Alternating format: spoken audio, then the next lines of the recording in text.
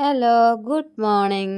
അപ്പം നല്ല സൗണ്ടിനൊക്കെ നല്ല വ്യത്യാസം തോന്നുന്നുണ്ടോ എന്നറിയില്ല. നല്ല ഒരു സുഖമില്ലാത്തൊരു ദിവസമാണ് കേട്ടോ. ജലദോഷവും കാര്യങ്ങളൊക്കെയാണ്. അപ്പോൾ എന്തായാലും രാവിലത്തെ ബ്രേക്ക്ഫാസ്റ്റ് കാണിക്കാമെന്ന് വിചാരിച്ചു. അപ്പോൾ ഞാനിതാ ഉള്ളിക്കറിയും അപ്പമാണ് ഉണ്ടാക്കാൻ പോകുന്നത്.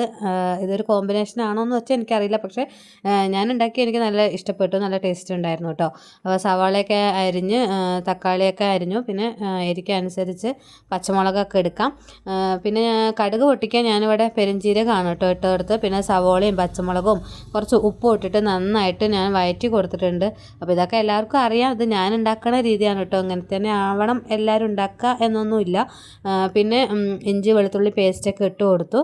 അത് കഴിഞ്ഞിട്ട് പൊടികൾ ഇട്ട് കൊടുത്തു. മഞ്ഞൾപ്പൊടി, മുളക് പൊടി, മല്ലിപ്പൊടി, ഗരം മസാലയൊക്കെ ഇട്ട് നന്നായിട്ട് ഇളക്കി കുറച്ച് തക്കാളി ഇട്ട് കുറച്ച് ചൂടുവെള്ളം ഒഴിച്ച് അതൊന്ന് സെറ്റാകാൻ വെച്ചു കേട്ടോ. അപ്പോൾ തന്നെ ഇപ്പുറത്ത് ഞാൻ സുട അപ്പം ചുട്ടെടുക്കാമെന്ന് വിചാരിച്ചു.